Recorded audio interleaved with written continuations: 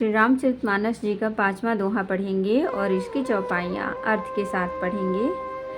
रामायुध अंकित ग्रह शोभा बरनि न जाय, नव तुलसी का वृंद तहाँ देखे हर्ष कपिराय।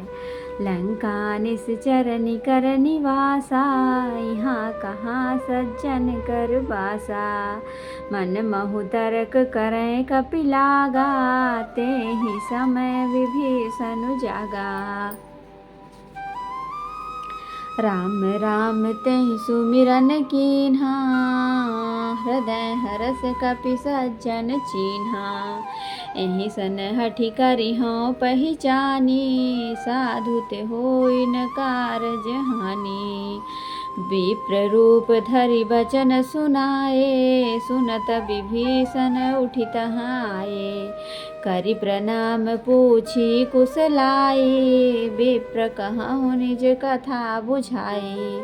कि तुम हरिदासन मह कोई, मोरे हृदय प्रीति अति होई। तुम राम दीन अनुरागी, आयहु मोहि करन बड़ भागी। तब हनुमंत कही सब राम कथा निज नाम, सुनत जुगल तन पुलक मन, मुग मगन सुमिर गुण ग्राम। जय श्री राम। अब इसका अर्थ पढ़ेंगे दोस्तों। रामायुध अंकित ग्रह शोभा बरनि न जाय, नव तुलसी का वृंद तहाँ देखे हर्ष कपिराय।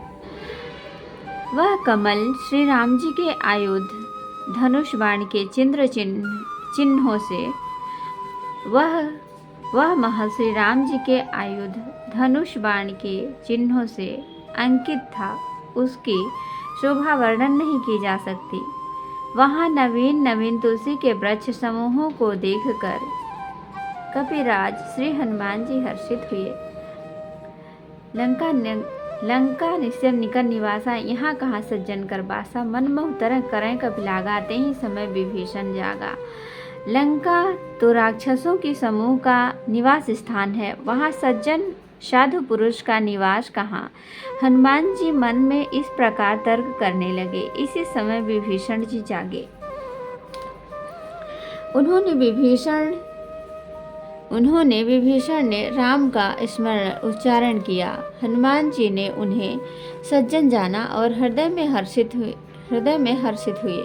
हनुमान जी ने विचार किया कि इनसे हठ करके अपनी ओर से ही परिचय करूंगा, क्योंकि साधु से कार्य की हानि नहीं होती, प्रत्युत लाभ ही होता है।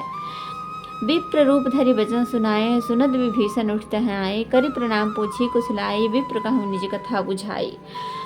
ब्राह्मण का रूप धरकर हनुमान जी ने उन्हें वचन सुनाए।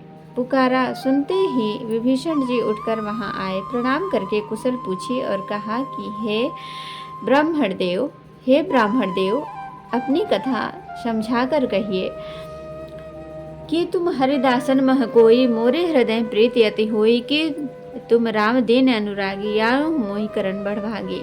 क्या आप हरि भक्त में से कोई हैं? क्योंकि आपको देखकर मेरे हृदय में अत्यंत जो मुझे बड़भागी बनाने, घर बैठे दर्शन देकर कृतार्थ करने आए हैं। तब हनुमंत कही सबका राम कथा निज नाम, सुनत जुगल तन पुलक मन, मगन सुमिरि गुण ग्राम।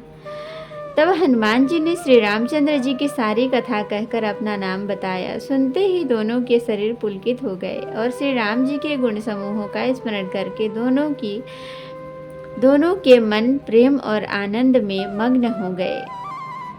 तो दोस्तों आज के लिए इतना ही। अब हम कल इतना ही और पढ़ेंगे अगली चौपाई।